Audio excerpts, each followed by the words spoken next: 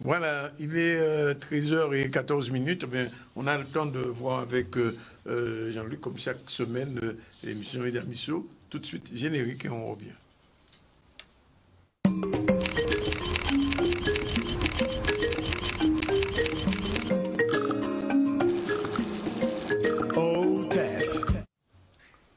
Jean-Luc, qu'on doit dire OTEP. OTEP, Moté, bien bonjour. Oui.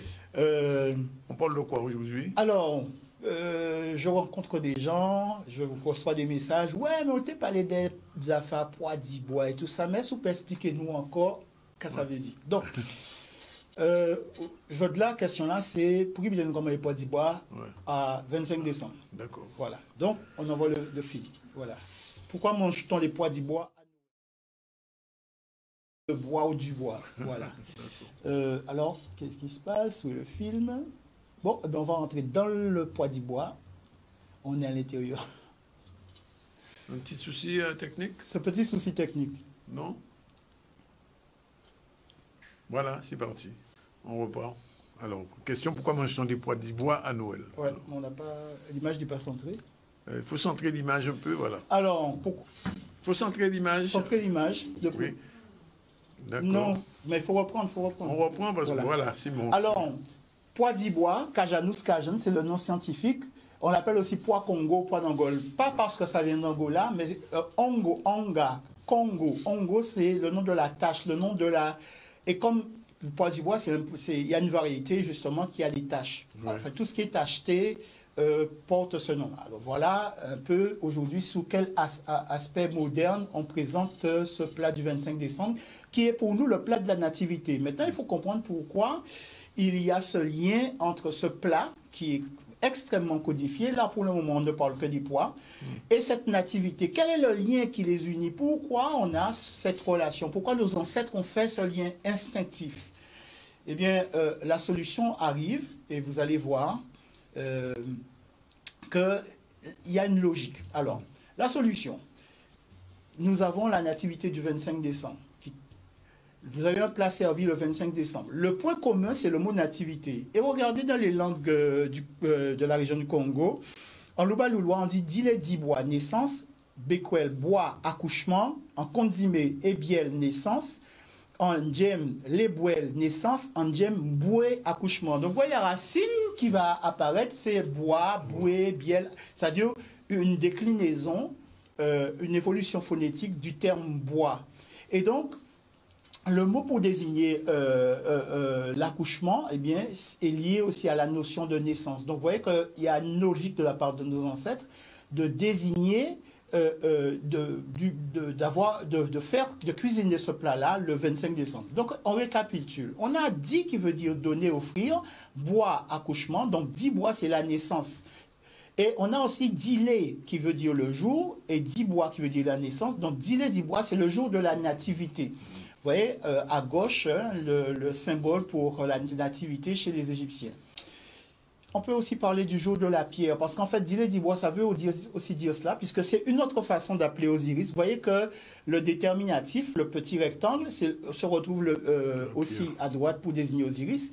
Et donc, quelle est la relation entre Osiris et Jésus? Eh bien, vous allez voir que c'est ce même carré dans lequel on écrit Inri. Et Inri, c'est le nom de la pierre, en fait. Vous voyez, Iner, c'est pas... Alors, je sais bien qu'on en a fait une autre appellation aujourd'hui. Et vous voyez ici qu'il y a une relation véritable entre le nom des pois et le nom des petits cailloux qu'on retrouve au bord de rivière, qui s'appelle aussi Dibois en langue Chiluba. Ouais. Voilà.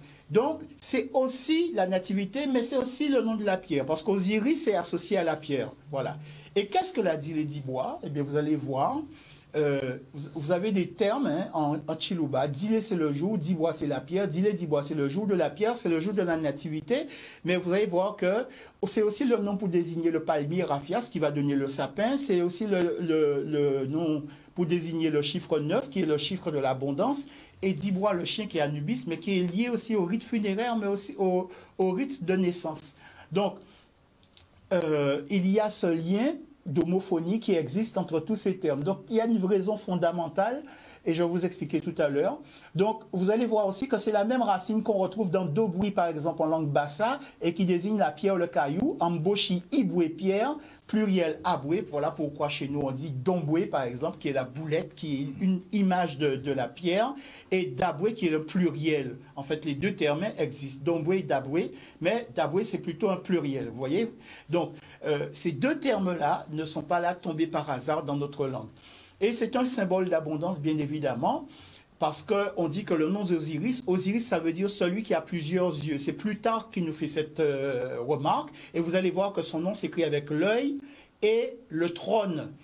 Pourquoi? Parce qu'il y a un lien d'homophonie. Cela signifie que ces mots se prononcent quasiment pareil. Vous voyez que, par exemple, pour dire l'œil en bassin, on va dire Jis, on va dire Isso en Zoulou, on va dire Dis en Boulou.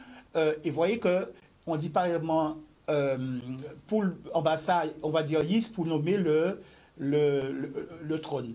Et donc, vous voyez que c'est aussi le mot pour nommer la graine. Iru, Iri, Issa, Issou, Si. Voilà, d'accord, on dit Sissit pour dire s'asseoir chez nous. Et vous voyez que c'est aussi le nom de la graine. Donc, la multiplication des graines, c'est aussi un signe d'abondance parce qu'Osiris, c'est celui qui est découpé, dont le corps est divisé, mais divisé, c'est multiplié. Et vous voyez que ici, ce nom de la graine, c'est aussi le nom pour désigner la face. Isso, la face. Et en Pula, on va dire Yeso, visage. En Bunga, on va dire Miso, visage. Et c'est ce mot-là, Yeso, visage en Pula, qui va donner en grec Yesu, en hébreu Yeshua, en latin Jesus et en français Jésus. Donc, merci de votre attention.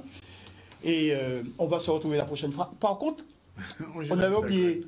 On va fêter quand même une heureuse d'Ile-d'Ivoire. Un journaliste à Graine, voilà. Graine à pas d'Ivoire. Je vais profiter pour offrir. Alors, je ne sais pas si on peut revenir en plateau. Merci. Voilà. Merci donc. Okay. De la part de tous les confrères de ce journaliste à Graine. Alors, heureuse d'Ile-d'Ivoire, toi. Merci, voilà. Merci à vous tous. Merci, on t'a déjà dit merci avant. Et vraiment, si n'était qu'à bouger, on était rougeant là. Voilà, il est exactement 13h21, on prend la pause gâteau et on se retrouve dans un instant pour la suite.